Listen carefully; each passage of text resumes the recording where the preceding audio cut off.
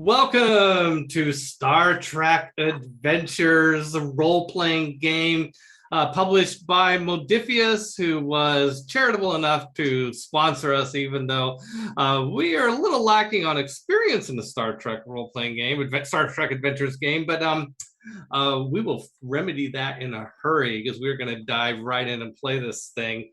I'm so excited. I'm a big Trekkie fan from way back. My earliest memories of Star Trek was in 1969. I'm 8 years old. It was my parents wouldn't allow me to watch Star Trek, but my grandparents didn't know that. So when I went to my grandparents' house, I would watch Star Trek because my grandmother loved it. And Kirk and McCoy and Uhura and Chekhov and Sulu and Scotty, they were my heroes as a young boy. So very, very honored to be able to run this game on Gen Con TV. And we're going to do it. And we're going to do this game in the original series style. We'll talk more about what that means in a little bit. But first, let's meet our players. Let's start with the captain, Sarah. Hi, I'm Sarah Moore. You can find me on the internet everywhere at Pixies and Pins. And today I'm going to be playing, speaking of Pixies and Pins, I'm going to be playing Captain Pixie. She is human. She is in charge of this motley crew on the USS Revelation.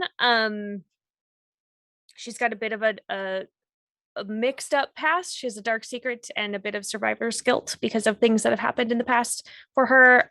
So I'm sure that won't come into play. I'm sure she'll just be pleasant and everything will be great. I can't wait to learning more about her. Same. All right, let's go to your science officer. Hey, that's me. Hi, everybody. I'm Noah. Today I'll be playing Lieutenant Warlow Brack. Science officer, and super duper excited to learn the system with all of you. This is like, I love Star Trek, and I hope I get to use this phaser prop at some point.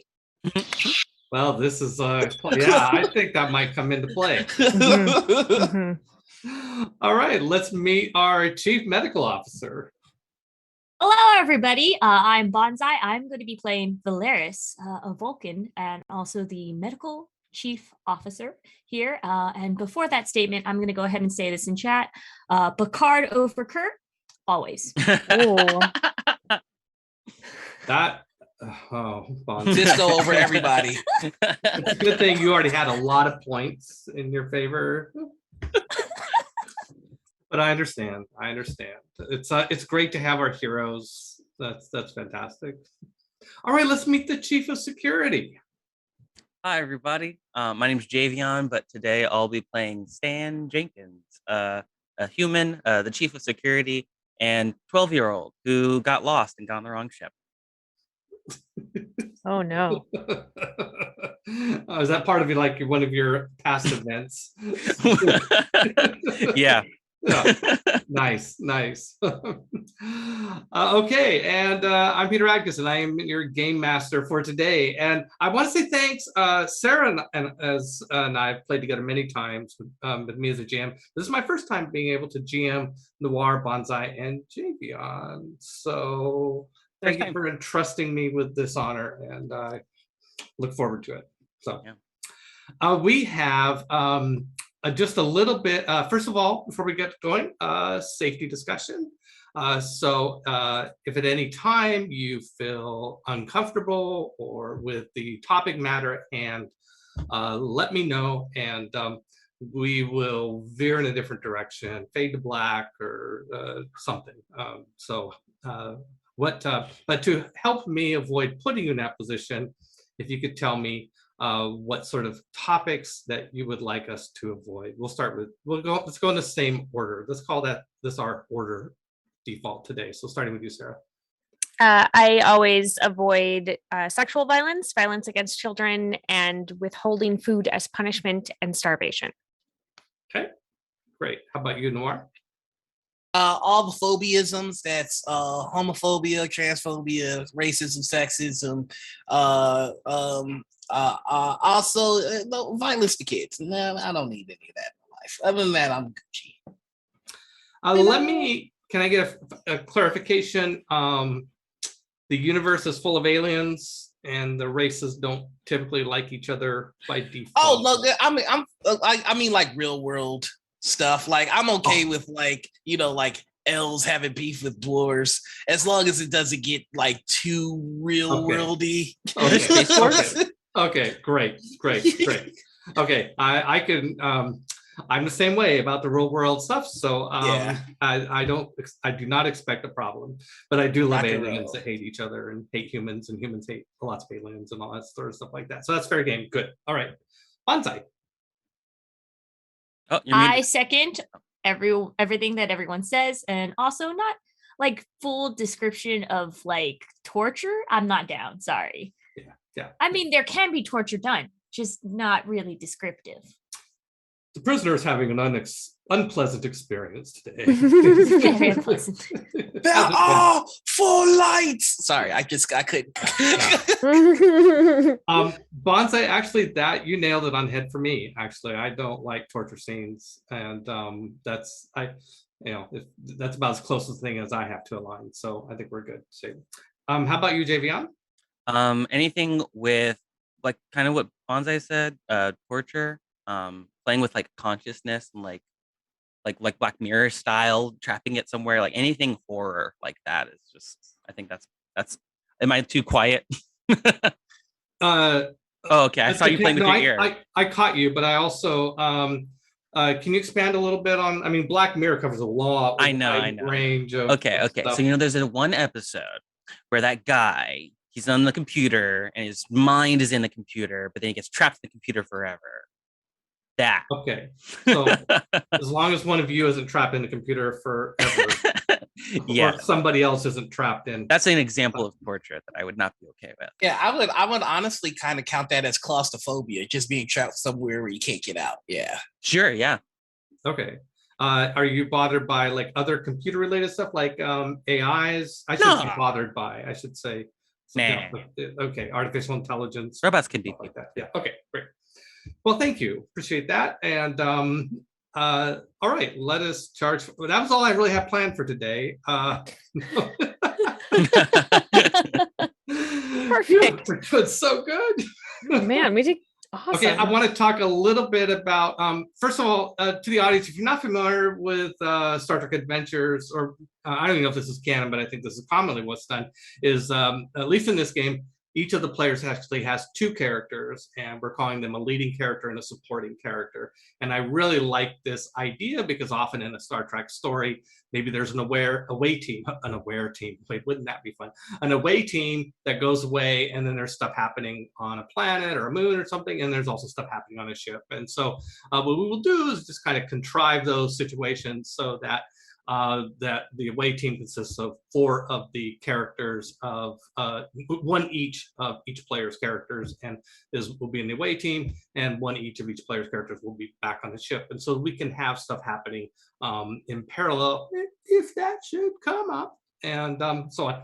And we will introduce the supporting characters later on, but it seemed a little overwhelming to introduce all 8 at once. So right now, initially, at least for a few minutes, we're going to focus on the lead characters to get us started. I want to talk just a little bit about my instance, if you will, of the Star Trek universe, how we'll handle a couple of things, especially technology. So the technology of the Star Trek universe is not an extrapolation of where human society is today in the year 2022 or 20. We're in 2020. Who knows? Anyway, it is an extrapolation of where human technology was in the 1960s.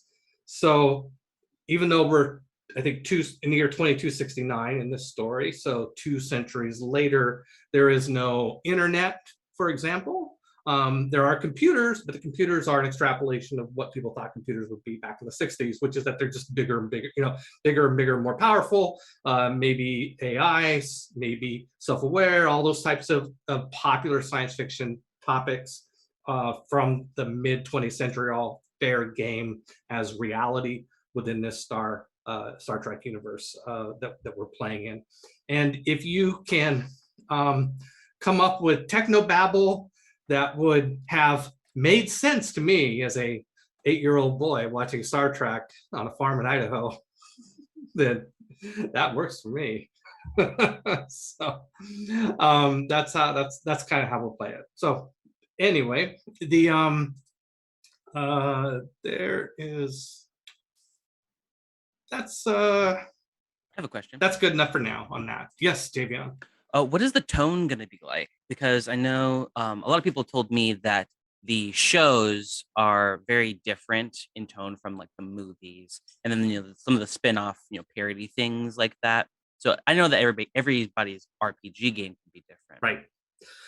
Well, certainly more progressive than the original series, without saying anything, without dogging on the original series. Of course, we want to not be, we want to be a bit more, we want to be more inclusive and progressive about attitudes towards everyone, except the aliens.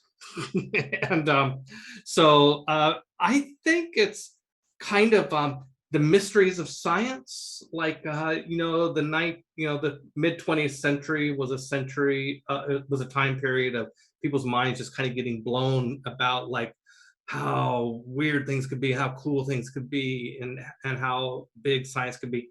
I think that might translate into a bit how about melodramatic as a tone? Melodramatic.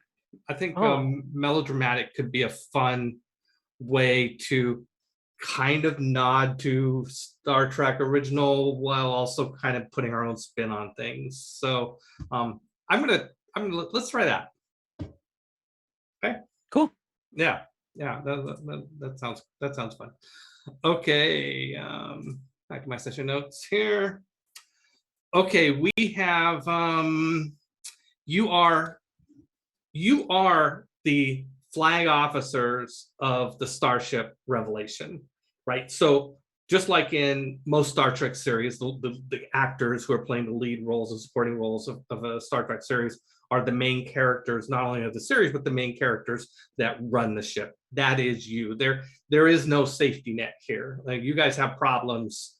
It's up to you guys to sort them out in general. Now, you are part of a military in that sense that you all report to ultimately Captain Pixie, played by Sarah Moore here, but Captain Pixie also has her superiors in Starfleet. Starfleet doesn't really call itself a military organization, but it's very much like a military. It calls itself a science and exploration organization, but everybody's got phasers and starships that have shields and photon torpedoes and stuff like that. Yeah, So because then we can shoot you with science. yeah, that's right, exactly. So that is something you need to kind of sort of adjust to. It's not typical in an RPG that you're playing basically a soldier with a commander that can tell you what to do. So I will ask that you kind of respect. Of course, if you want to go off the rails and not do what your commander says, that's fine. That's role playing, but you may suffer some consequences. Yeah, just the way it is. Okay. Okay. So you are the flag, and you're kind of a new crew in terms of working together. Captain, we can establish a little later. Maybe some of you have some history with each other, but I'm going to say that Captain Pixie does not have history with you as a crew, and she has recently been assigned to be the captain of the Revelation. And Sarah, this is your first post. If that fits your backstory, okay? Yep, absolutely. Mm-hmm. Okay, so this is your first post as the captain of a starship. So pretty exciting. It's so exciting. It's so exciting. And you haven't been given orders yet.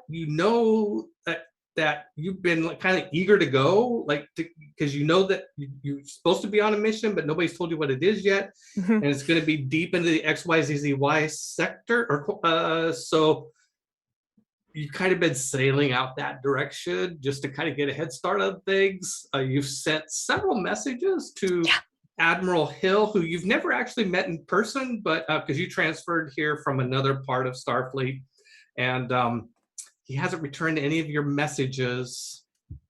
And I want to do a little flashback scene, actually. So I'm going to go back to So when you got the news that you're getting transferred to take command of the Revelation, where were you? And who's the first person you told? So I called my mother because she was also a captain on a starship for Starfleet. And so it's been, I've sort of been groomed to do this. My father also was a high ranking officer. And so like, Okay. as soon as I found out that it happened, I called her to Okay. tell her. What would she call you? She doesn't call you Pixie, right? I presume Pixie's your last name? Actually, yeah, I think Pixie is my chosen name. Chosen I name. think her real name is probably something not What would your mother call you? How about that? I'm gonna say that she likes to go by Pixie, but I think that her official name is like Sylvia, so that's what her mother would call her. Okay, so let's just cut right into the role playing. Sylvia, how nice to hear from you. Yeah. How's everything going at Starfleet Academy? Have you graduated yet? I graduated years ago, as you know, mother. That's right. That's right. That's Yeah. right. I actually called to tell you a very exciting thing. I have just been given my first command. Oh, just put that down over there, honey. Right. Good. Okay. What did your first command? Yes. I've been. Oh, thank God. Thank God.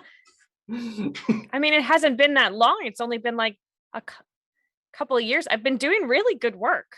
Oh, it seems like so much longer. Yeah, no, I know you have been doing great work. You finally, you got your first command. Well, that's good. Yeah, hey, yeah, she got her first command. Uh-huh. Mm-hmm. And so what's your first command? I'm going to be captaining the USS Revelation. Okay. Under who? Oh, Admiral Hill. Oh no. Oh no. What are we knowing about?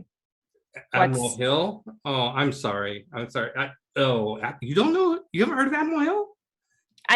Of course I've heard of him, but like I clearly have not heard of him in the same way that you have heard of him. He was he used to command the Bebop, and there was a transporter incident.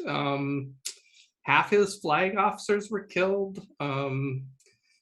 He was found not guilty of any of negligence, but he did sort of take over the transporter, right. And it was his fault that. Well, I mean, he's not going to be on the ship. He's no.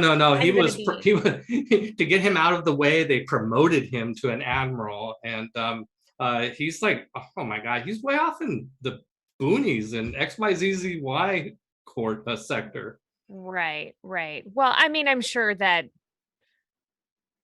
we won't have any problems with him if they. That's a good place to cut.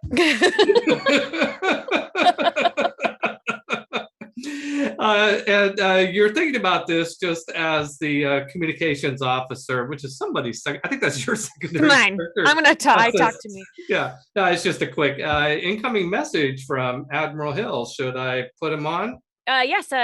Put him on the screen for me. All right. So the big screen lights up in Star Trek fashion, and Admiral Hill.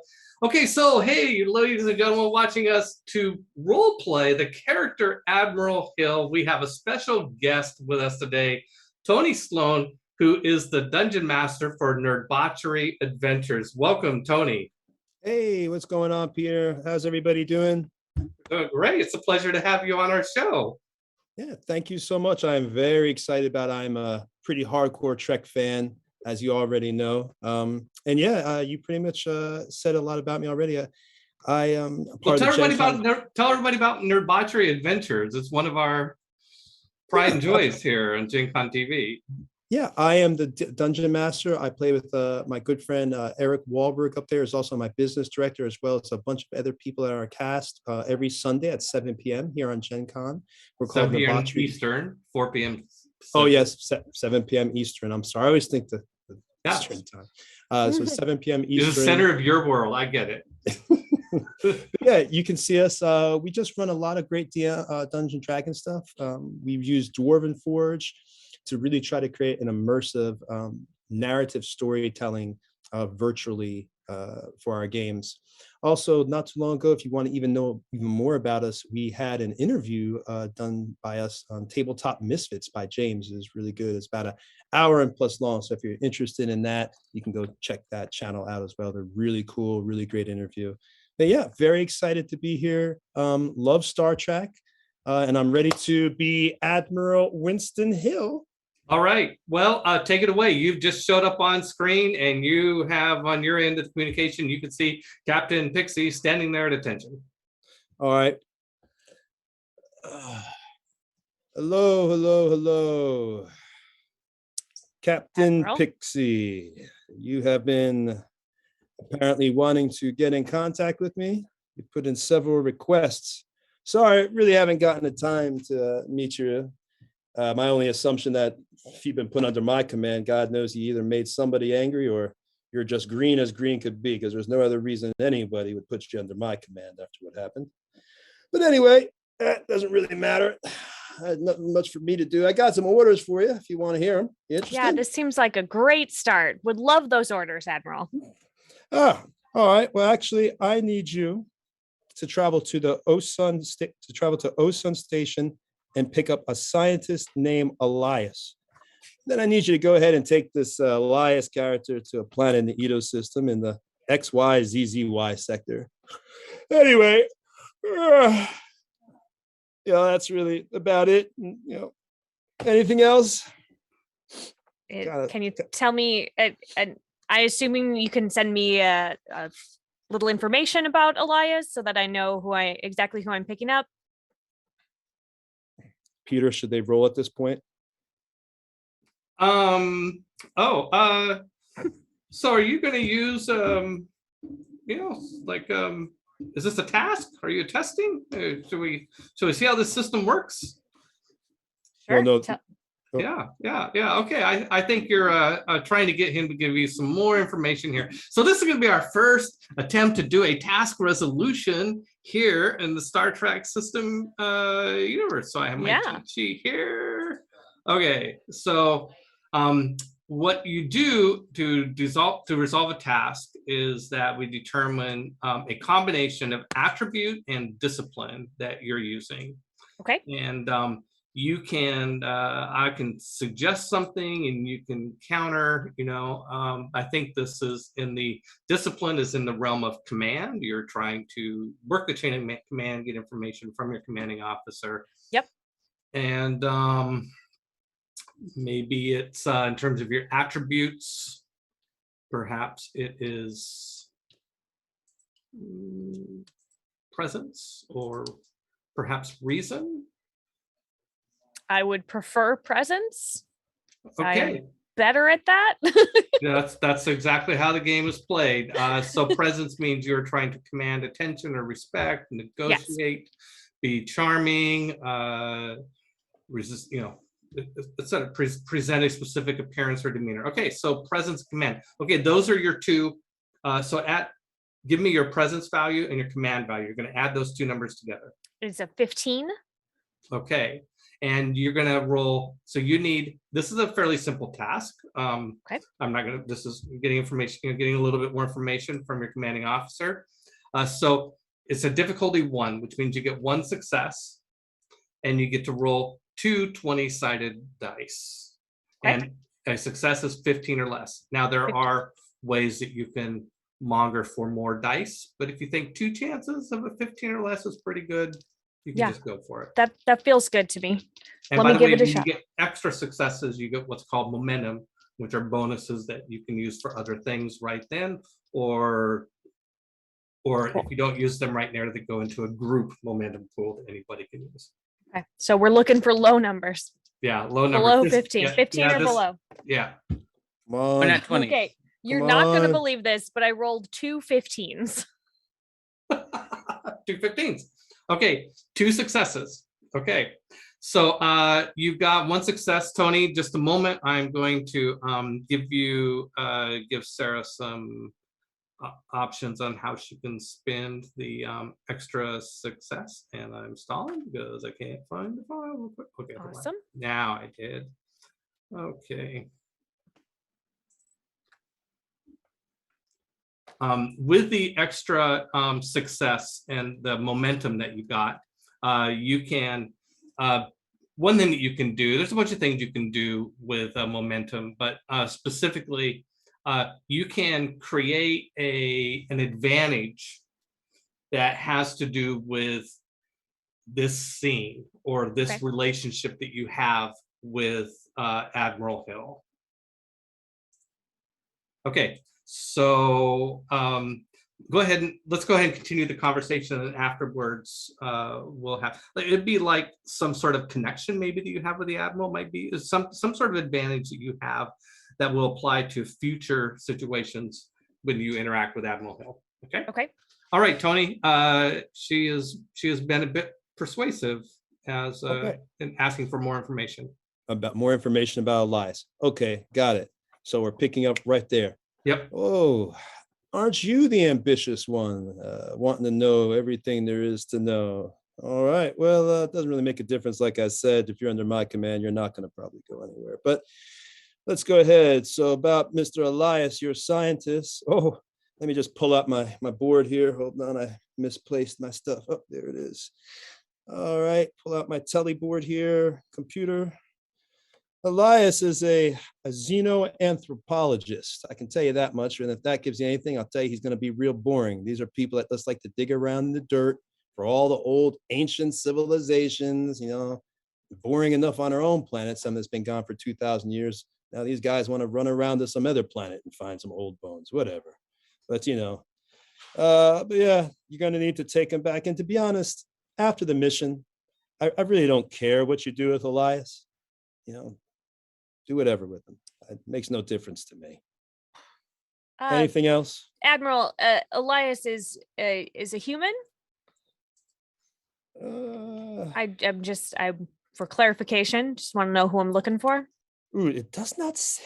But actually, anything that's not in the briefing I gave you, Tony, you just don't know. Okay, you know what? I don't know. How would I know? I mean, I'm stuck out here in the tail end of space. They send me orders, whatever, and I send those orders to you. He's a scientist. He digs in dirt looking for bones. That's it. Go pick him up. Anything else you want to know? I think you've been very helpful. Thank you, Admiral.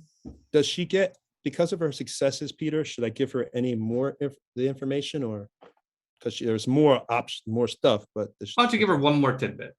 Give her one more? Yeah. All right. I'll let you all know. I will tell you this, to at least keep your butts out of trouble. Where you're heading to, Kidu, is a pre-war, pre-contact civilization. So obviously you don't need a lecture on the Prime Directive. Don't go and show these people everything. I don't need that kind of headache. I mean, Jesus Christ, I'm already dealing with, what happened to me with the transporter accident. They're still blaming me for that garbage. So please, I don't care what you do out here. You can fly from one end of the galaxy to the other, but don't put anything on my plate because I don't want the headache. Perfect. Give it up for Tony Sloan. Thank you, Tony, for joining us. And good luck with Nerbotchery. We're glad to have you as part of the Gen Con TV family. Thank you so much. Thank you so much. Y'all have a good time here playing some Star Trek. All right. Great. Bye. Can the advantage be that that Admiral Hill just likes Pixie? Yeah, I think so. It doesn't really redeem him necessarily. No, he likes you. You may not like him. Right. Yeah. That could definitely be used to her advantage in the future. So yeah. Sure, I'll take that. Yeah. Okay, so you'll you have that advantage going forward. I don't know if advantages are intended to last forever, but hey, let's do it. That's all right. He likes me. That's good. Okay, I imagine, Captain Pixie, that your staff, who all just witnessed this conversation, is kind of taking a look at you. Well, We have our orders, and we are going to go pick up this scientist, and we are going to escort him where he needs to go. Right, team? Yes, I'd imagine somewhere outside of the dirt. Yes. Well, seems that Admiral Hill has a colorful way of describing people. We do not look down on scientists here on the Revelation, correct? I would certainly hope not. And I'll let you know, I study Xeno philosophy myself, and I will say that this is quite, any Xeno topic is actually quite interesting. Yes, of course. I believe it was xenoanthropology, not philosophy. It's quite different. Thank you, Stan. Yeah. So I think there's like this awkward moment on the game that's really clear.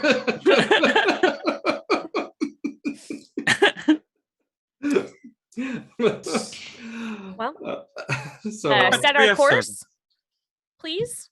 all right, setting a course. Okay, so setting a course to Osun Station. I take a Osun Station, correct? Yep. Okay, so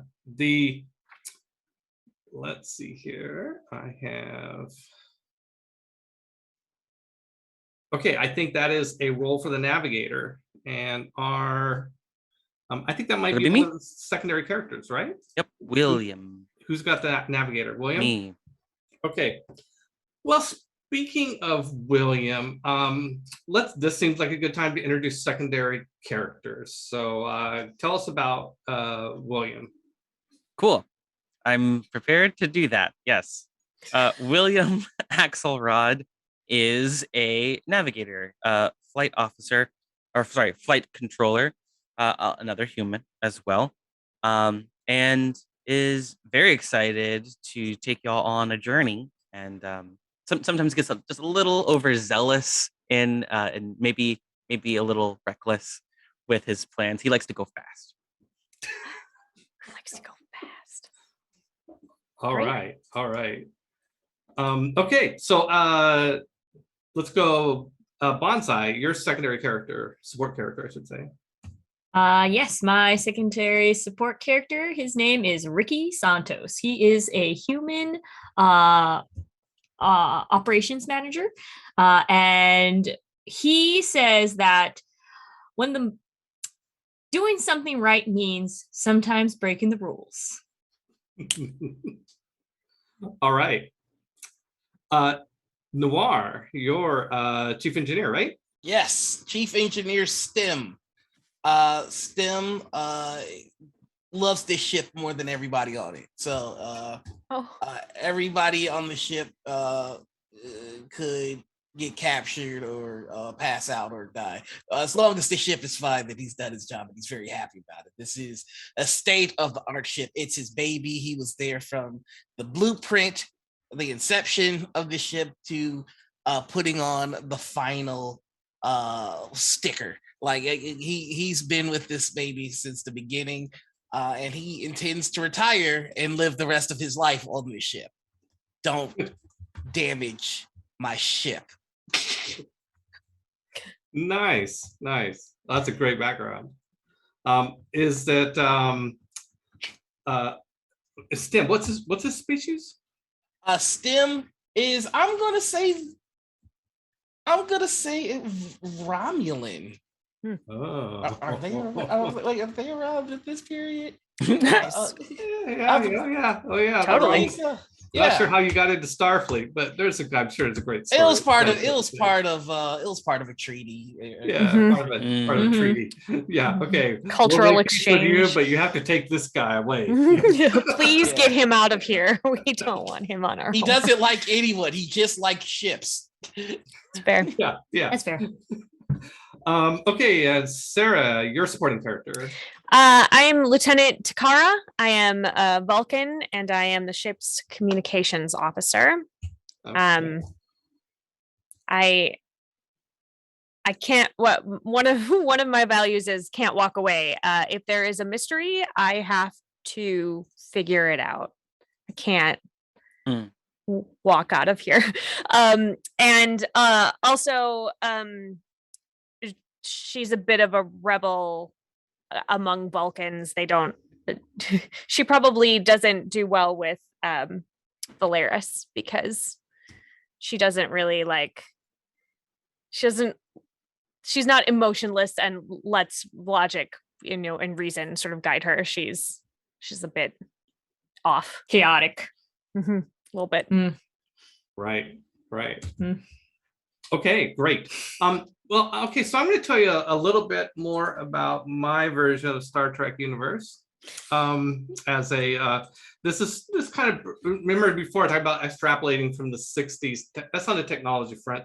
There are other things a bit more modern that I am incorporating that have nothing to do with technology. Role-playing games are a popular pastime in the year 2269. It's a major sport and entertainment forum. It's huge. It's as big as any other major sport out there, and it's way back in the 21st century. About the year 2025, a company called Modifius came out with a groundbreaking RPG called Modifius because, and is the first RPG to outsell D&D, right? And now it is the RPG that everybody's famous. It's really famous, and D&D is still around. It's like on 28th edition or something like that. And so your support characters play Modifius. Okay. Time. Yes. Okay. And it's most popular among humans. So Javion, you were the first to raise your hand as a human. So you are the game master of the Modifius game that and Ricky and Stem, very awkwardly, Stem, there's got to be a story as to why the hell you would play a role-playing game with these. Are you trying to like figure out how to fit in with humans? Is that why you're doing it? That's a question for you, Noir. I'm so sorry. I think he's not so much trying to fit in as much as he is just actively trying to avoid everyone. Like, it's just fix the thing, go away. So I think like in this course he would be reluctant, but still very much playing up his Romulanness. Oh, it's like maybe a little bit of an outlet for your Romulan, Romulan sort of. Yeah, so like where he tries to fit in with with the humans on the ship, he lets his character like be exaggerated in terms of of his culture and whatnot. All right, so so the four of you kind of have, it is kind of a way that you guys bond. You guys are probably actually closer than the lead characters are, the four of you, because you play this role-playing game, and you guys are really good at it. And like on the Starship television broadcasting that you guys play, and like lots of people on the ship watch you guys play and really look up to you guys as players of most. Yes, we're on Space Twitch. Oh my gosh. So Javion, why don't you tell us a little bit about, Modifius is incredibly flexible. It can cover any genre, any type of, that's, what's this campaign like that you guys are playing in? Well, it's high octane. It's all kinds of action. There's just explosions everywhere. Very first game, Ricky actually ended up exploding the back of our ship, catapulting us into our first mission, which was, how are we going to patch the hole in the back of the starship? And we just had a great time. And I just want to say, Takara, you and Stem, your teamwork is what is keeping this ship alive. Y'all keep that up. Y'all going to be leveling up every single session. I guarantee. Yeah, I would like to point out that like the physics of that explosion were not actually correct in the in the universe. This is not how Well, an yeah. explosion would have happened. No, like, no, it's more not- bing, bang, boom, bam. Big I thought- explosions. Everybody Yeah, likes those are- hotness, like Ricky. Ricky, tell those are you not this even much. words. That's not. You need to lighten up. I can get us all space drinks later on. Your imagination will be the only place that this ship is damaged. You understand? Well, listen it's- now, everybody. Everybody, listen up. Now, it's about having a good time. It's about having fun. Okay. This is me. So, I am having fun. This is me having fun. well, good. I'm glad to hear that, Dakar. You Good. keep it up, okay? Thank you. You All right. basically made me do my job Well, for fun. well, STEM, think of it as team building. By doing your job in a safe environment, you are actually helping everyone else to feel more comfortable. Perfect place to end the scene on this word of wisdom, sort of a, words you can live by. Yeah. Teamwork, helping everyone live. Cut to commercial. Come back. And now a word from our sponsor. No, word from our sponsors. Okay, so back to I think William, you were kind of daydreaming for a moment, really thinking about the game and what to do in the next session. And it's time to plot a course to Osun Station as a navigator. Now, normally plotting a course somewhere is a pretty routine sort of thing to do, but it relies on an extensive network of star charts and navigation charts and movements of planetary bodies and all this sort of stuff like that. And this station is so far out in the boonies that its location information and some of the data about its orbital patterns and stuff has not been updated in like years. And so you're kind of having to do you're kind of stuck trying to figure out how to update some of those orbital stats, and you're not quite 100. It's not easy to figure out exactly where it's at. So this is going to be obviously a navigation test. Now there are teamwork rules in Star Trek Adventures. So if something I said prompts somebody to think of a way they might be able to help this situation, you're free to do so. So this is going to be a difficulty 2 task, by the way, which means you're going to need 2 successes in order to successfully navigate to Osun Station. The default is that you're going to roll 2d20, excuse me, and let's look up. Piloting navigation is a con, C-O-N-N, not as in con person, as a convention, none of those things. And I'm it's using the con. con will be the discipline, and your attribute is probably reason. Okay. Do I just add those numbers together? Yep. So what is the total of those 2 numbers? 9. I did not realize William would need to have con. Okay. All right. Oh no. I think if it's all right, I think Warlow will see. Stan having a bit of a time and go. William. I'm sorry. I'm so sorry. I see William having a little bit of a time, and I think I might be able to increase the output in our navigation sensors to give you a better chance at navigating a thorough and safe plot for us. Would you like me to attempt this? Well, yeah, of course I could use a little assistance. Lieutenant Axelrod, is there a problem? Oh no. Me and those Stemmy over here, we just updating some of the maps, getting the coordinates. We don't want to get off course. We're anytime now. Pardon, STEM. STEM is in engineering. I'm Lieutenant Brack, but I would love to help you here. Okay, so you said I want to push back a little bit on what you said, Noir. You talked about sensors. So Output of what sensors. You're not using your sensors here. no what he's gonna try and do is to essentially overclock the navigation of our ship. So it expands a little bit further, so that William will have a little bit more map to try and figure things out. Okay. I get what you're thinking.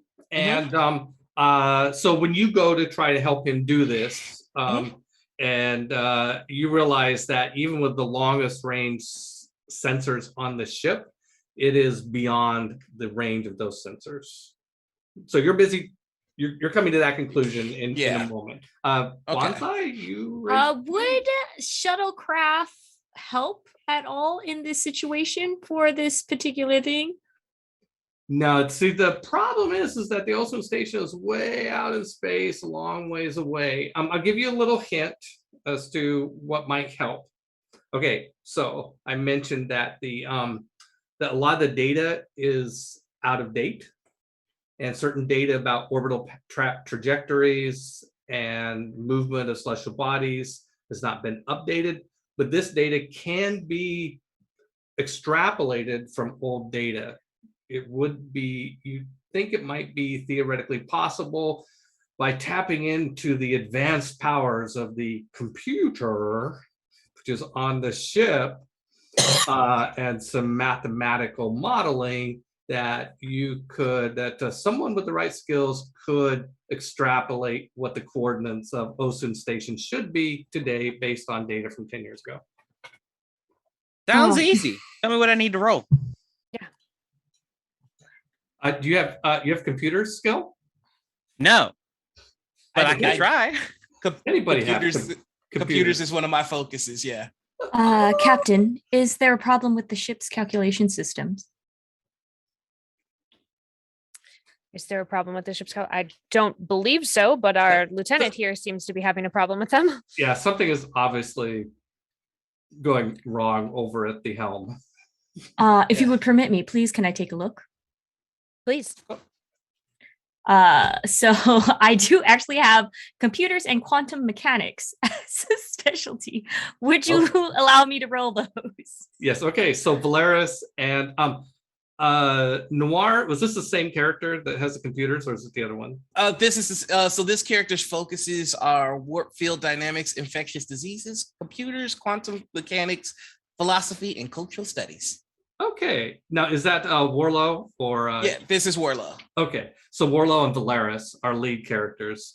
Yeah, because the supporting characters, need help with the lead characters. This is perfectly. Takara has exotic energy source technology. If that will at all help with the computer. Don't see how, but I think that's really cool. Exotic.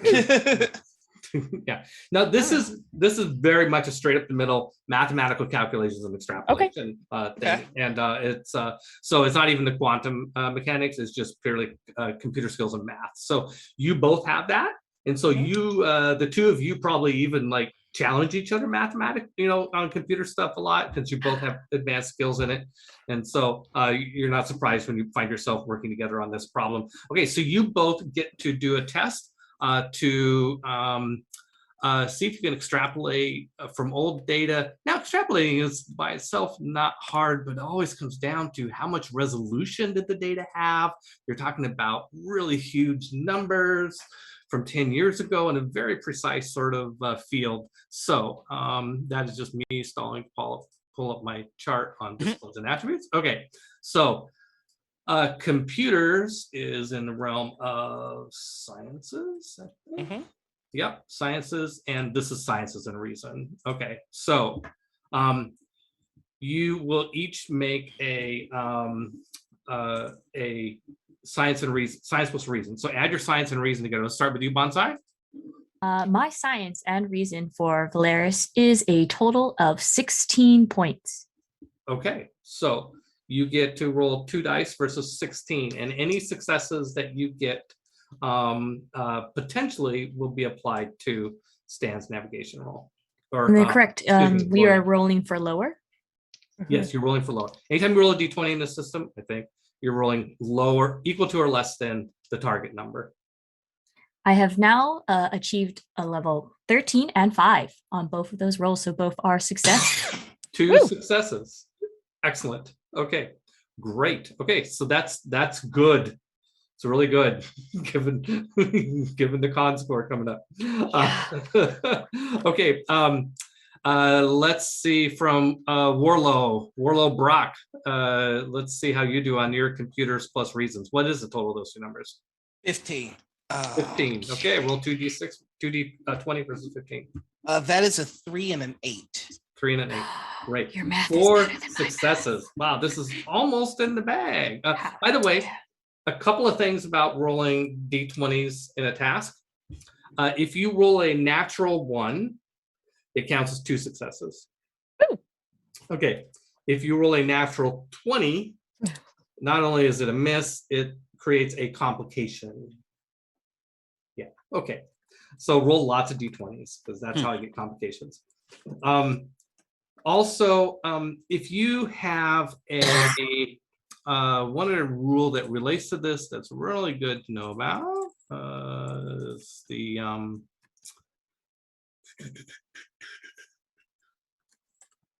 has to do with sorry guys, I'll get faster at this, I promise.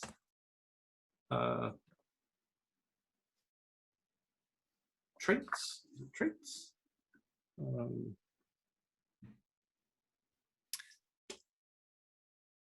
Warlow, how did you get that better calculation than I did? What equation did you use for that? It would take me too long to explain it to you. The average human life has 672,768,000 breaths. I would like to use them on something useful. Oh, okay, it has to do with what's called a focus. So whenever you do a task, you're doing this thing of adding up the value of your attribute and the discipline that cross-reference to that task, okay? You've been doing that, you guys all got that. Also think about when I ask you to do a task, if you have a focus, because you should all have several focuses on your character sheet. If you have a focus that would apply to this situation, you can mention that. And if one of your, and that creates, effectively increases the crit range of the D20s when you roll them. You're smiling. There's some sort of joke I missed. I have Captain Pixie has inspiration. Perhaps she can really inspire Lieutenant Axelrod. We can light a fire under him to get him going. Works every time. So what does your inspiration do? I've been trying to look that up. I think it increases the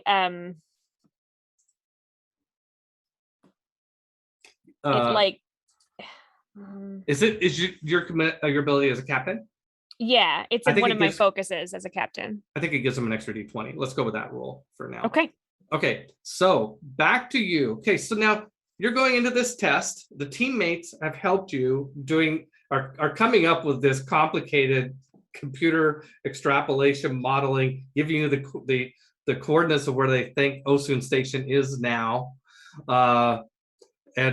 But here's the thing about the assistance rule in Star Trek Adventures is that the person you're assisting has to on their own get 1 success for all the other successes to work. Gotcha. Okay, so we already established that your target number is a 9 or less. Yeah. And you have 2 dice, except that Sarah just gave you an extra dice. You have 3d20 to roll a 9 or a less. Otherwise, there's no successes. Cool. 2 3s and a 10. Okay, so you got 2 successes plus the 4 is 6 successes versus a difficulty of 2.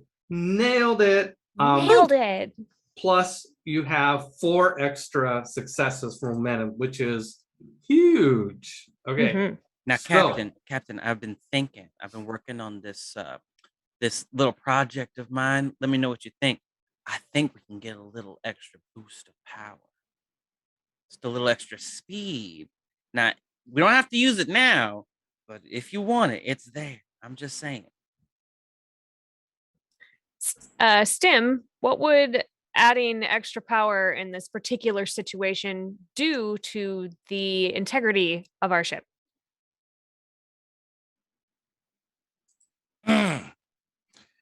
Is it a life or death scenario, Captain?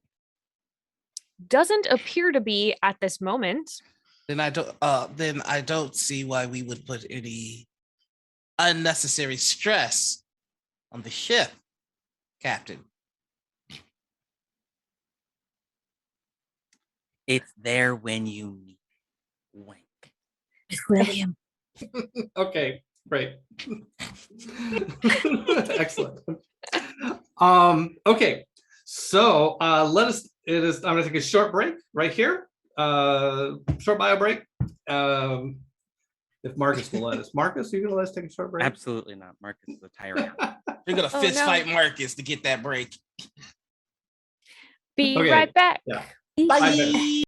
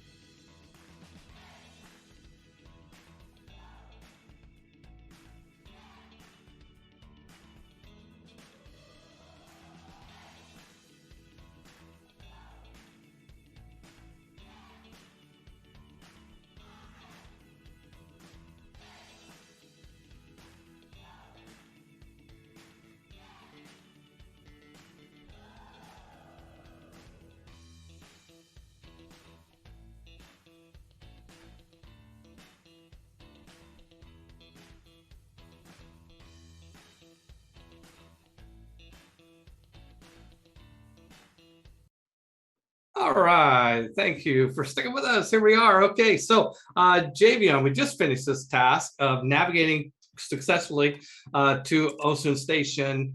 That doesn't mean you've arrived yet, but you've successfully created navigated the course to get there. And you blew away the success so well, you ended up with what's called 4 extra successes beyond the 2 that were needed. You had 6. So out of those 4, you have the option of spending some of that momentum immediately for your own personal glory, or some of the any momentum you do not spend right now goes into a group pool that anybody can use in a future scene. So what would you like to do?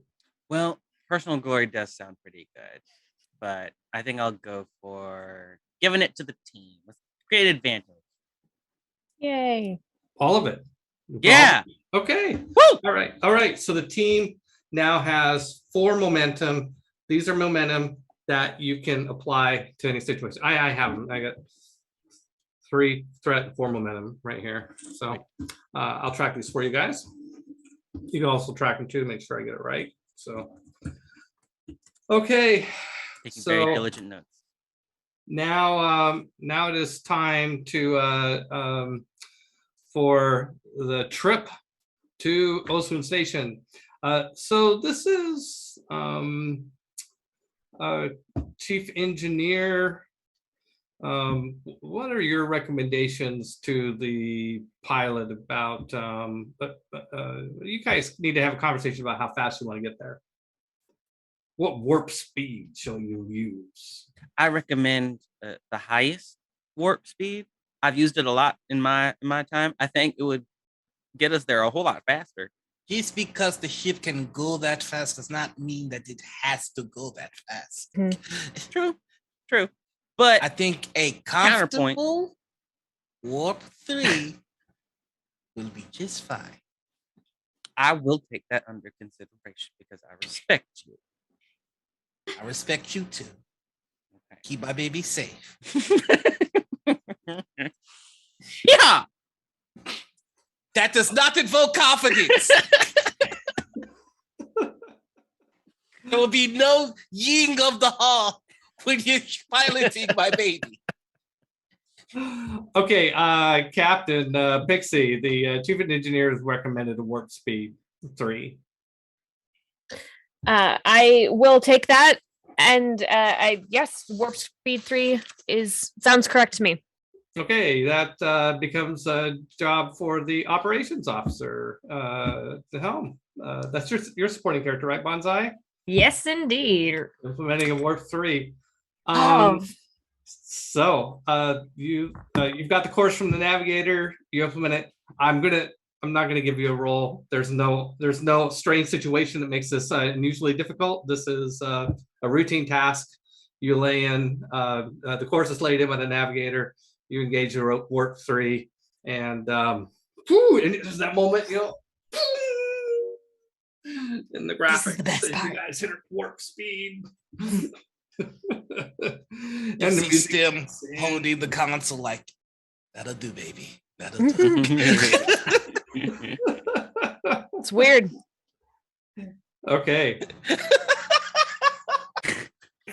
So the Osun Station here, hold on a second. Osun Station is let's see. It's orbiting a planet, according to the records, it's orbiting a planet called Oyo, OYO. And so I'm imagining that Captain Pixie, you're probably kind of looking through the logs to see what information, not much information. There was, as of 10 years ago, the last sort of report on Osun Station was that on Oyo, was that there was some valuable mineral deposits of titanium, and that a mining company called set up the Osun Station was set up by this mining company as basically a transfer station for mining operations on the planet. To the mining operations would mine titanium. It gets shipped up into orbit. The titanium sits in orbit. and ships that would come and sell it would come to Osun Station, pick up the titanium and take it away. That's kind of the basic operation of what happens in Osun Station from the records that are, again, 10 years old. Okay. There is and then there's no indigenous life on the system. Okay. So how, given that it's orbiting a planet called Oyo in the Migo system, where do you want to, where do you kind of want to come in? Do you want to come in really close? Do you want to come in a ways out? Imagine if you think of our solar system, imagine it's Earth and it's a space station orbiting Earth. Where would you like to come in if it was our solar system? I mean, I think we can get in fairly close enough to hail like within visual distance, so that when we are hailing them, they are also seeing us. So we're not like trying to stretch our comms too far. Okay, coming in close to the Osun Station. Oh, with all those successes you guys had, We had so many successes. Yeah. And so, okay, so the revelation comes out of warp into the area very close to the Oyo planet and the Osun Station. So, communications officer. Yes. You would probably, the protocol would be to start hailing.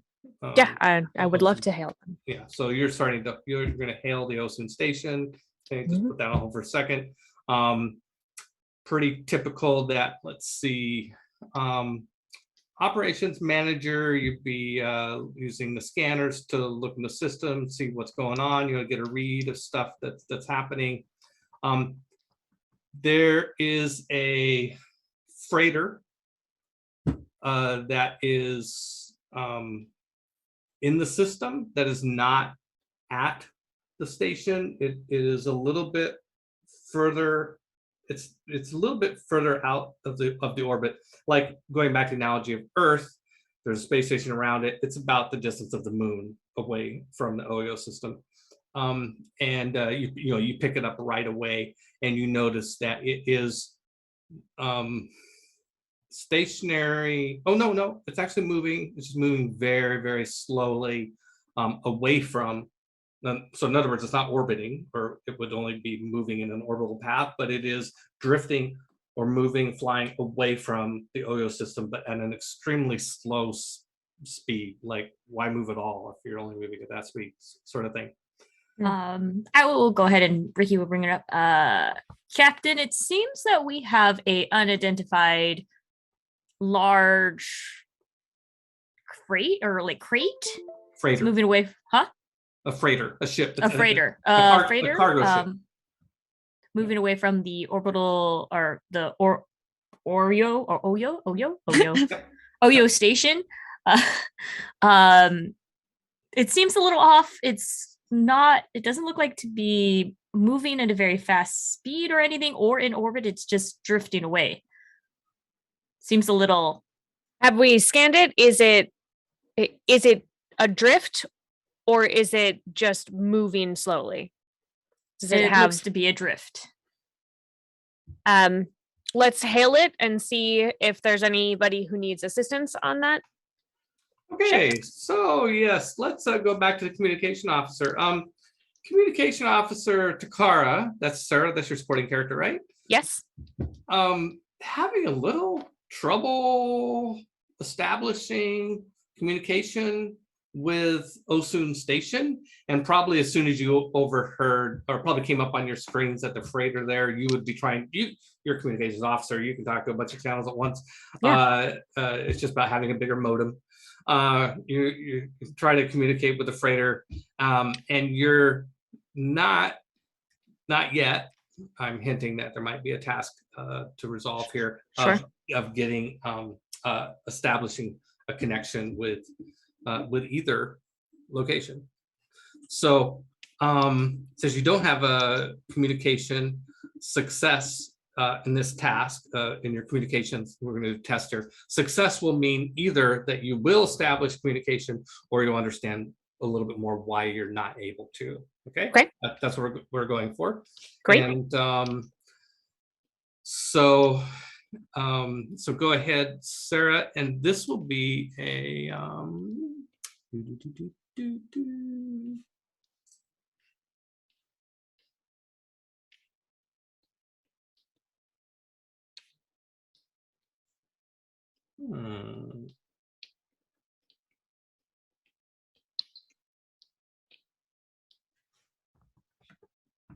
well, let's do it as when you were creating a communications officer, what let's see, start operations. I guess I'm going to go with con on this. Okay. I might figure out later that that's wrong. I'm not establishing a precedent here, just trying to figure this system out. Okay. Okay, so I'll let you go with reason or insight. Reason seems great as a Vulcan. I'm very high in reason. Okay, So con together, score. those are 15. Okay, 15, and this is going to be a difficulty 1. Great. I also have one of my focuses is subspace communications. Excellent. That seems like a great focus for a communications officer. Okay, so It does. yeah. Okay, so using con, what is your con score? My con score is 4. Okay, so what this means is that on one of your d20s, remember if you roll the roll die, if you roll a 1, it counts as 2 successes. Because you have a focus that applies, it increases that crit range based on the discipline you're using. So your discipline, I know, I'm surprised I'm getting this from memory. I'm on a roll. I'm feeling so good. Yeah. Okay, so the con score of 4 means that if a 1 through 4 is 2 successes, secretly in the back room in the worst place, Anita is cheering. Yes, you got it right. Okay. Yes, thank you, Anita. All right. Thank So you. you got 2 dice. You just need 1 success. So this is Hey, here we go. Looking for below a 15, but preferably below a 4. yeah. Then you can get some momentum out of the situation. Ooh, I got a 10 and a 3. You did it. So you got 3 successes versus a target of 1. So if you're watching, this is why they call me the kind and generous DM. Or GM. I'm usually too kind and too generous. I'm to a fault.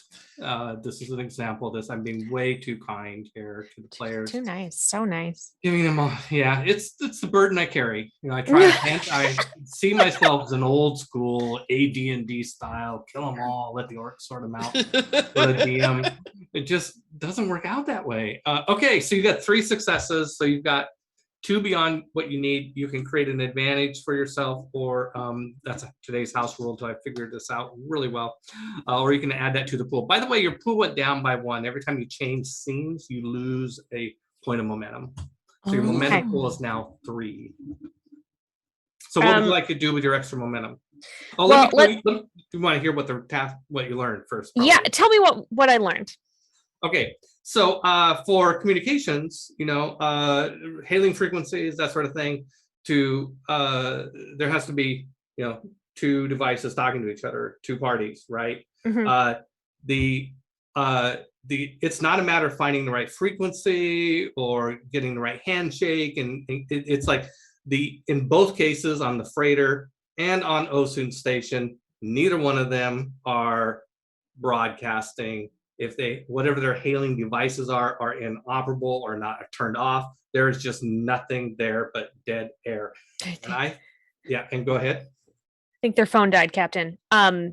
Yeah, I think I'm gonna just there's a problem on both the freighter and the station. I'm sorry to tell you that it appears that all of their communication devices are inoperable. And then I think I'm going to add 1 to the pool. Okay. But the advantage that I'm going to can I tell anything else with the can this advantage be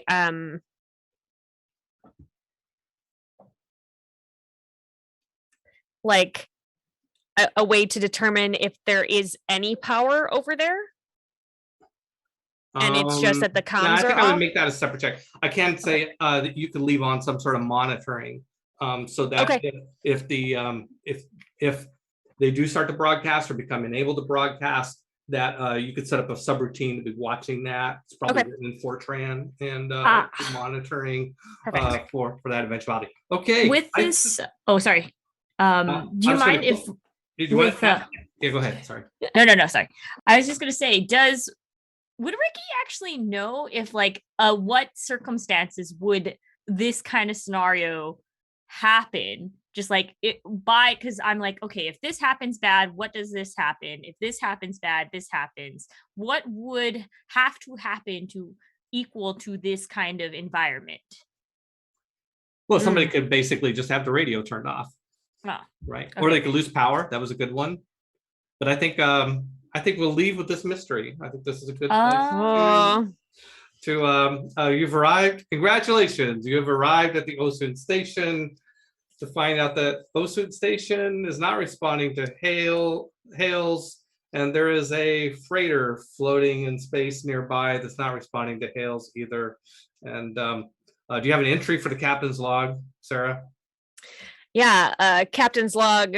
I don't know what our start date is right now, but we're using episode numbers, so this is start date 001. Start date 001.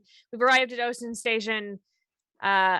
Unfortunately for the station and a freighter, it looks like there has been something going very awry here. We are going to investigate further, check to see if there are survivors. Excellent. All right. Okay. Everybody want to do parting who you are and where you can be found on the internet, and we'll start with you, Sarah. Sorry. Yes, absolutely. Bring out Tony. We've got about 5 minutes, so yeah, great. Let's start with Tony then. Our guest, Tony. Hey, what's going on? I'm glad that I came. Thank you again so much. I am Tony Sloan. Real quick, I do Nerdbotchery Adventures here on Gen Con TV. You can catch us every Sunday at 7 p.m. Eastern Standard Time. And if you're more interested in seeing or hearing about us, you can check out an interview that was done on us on Tabletop Misfits. Thank you so much. And I hope to come back. Maybe even one day. I'm crossing my fingers as a player. Oh boy. Yeah, well, it'll be interesting to see whether Captain Pixie tries to have another conversation or avoid Admiral Hill. Thank you, Tony. You did great. By the way, you channeled just what I was thinking for that character. Perfect. All right, Sarah. Hi, I'm Sarah Moore. You can find me on Facebook at Actor Sarah Moore. You can find me on Twitter and Instagram and Ko-Fi and TikTok at Pixies and Pins. And if you stick around right here on twitch.tv/GenConTV, you can see me on Sarah's Table coming up in about 5 minutes, 10 minutes, something like that, at 5 p.m. Pacific. And today we are going to be playing a solo RPG called One Day at a Time, and there's magic and adorableness. So Yay. Check that out. Great. Thank you. Noir?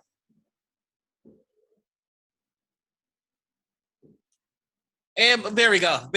Hello, everybody. I'm Noir. You can find me all over the internet as the Noir Enigma. That's Twitter, Twitch, YouTube, TikTok, Instagram, and all the other stuff. I've had a great time playing Warlow Brack and Chief Engineer Stim. Can't wait for the next one. Thank you. Bonsai? And hello again, everybody. I am Bonsai Baby. You can find me here and as Bonsai Baby on Twitch and TikTok, and Bonsai Baby on Twitter and on Instagram. So, Right. Yeah. All right, Javian? Hi, everybody. I'm Javion Smith. You can't find me anywhere because I've been hiding for 10 years. Also, you can find me on Twitch at Gen Con TV every Friday, right here, 2 p.m. PST. Thank you. And I am Peter Atkinson. And by the way, before we close, I'm going to get a shout out to the Noshery by Pat Fuge's game store / eatery that is in Sturgeon, Wisconsin. They are watching us in the store live. I'm so excited. Hi, everybody. Thank you, Pat. Really appreciate it. I do owe you a visit to your store. You've been inviting me for years. And there's no more excuses. Time is going by. I got to do that sometime. So I will. I promised you, I will come out to the noshery and meet some of the gamers that are hanging out there. All right. Okay, so I'm Peter Atkinson. I'm found only on Facebook as Peter Atkinson. I'm also at World of Chaldea through Sarah. I'm also at Gen Con TV through Sarah. Please stick around for Sarah's table at 5:00. Sarah's an amazing GM, always runs a great show. And Sarah and I are often together in Actoroki as well, our Wednesday nights at 6 p.m. And now I feel like I should be going through the whole list, but I just don't have the memory. But don't forget to tune in next week for Tiny Dungeon. Tiny Dungeons, yes, Tiny game night, Dungeons. yes. Star Trek, we will be back. This show, Star Trek, we'll be back in 2 weeks. Next week on game night, Javion Smith is going to run Tiny Dungeons, and I think most of us will probably be there. So, but Star Trek, this Star Trek campaign will be back in 2 weeks for its next episode. Thank you. It was fun. Yeah, so fun. Bye. Bye, everybody. Bye, everybody. And thank you, Marcus.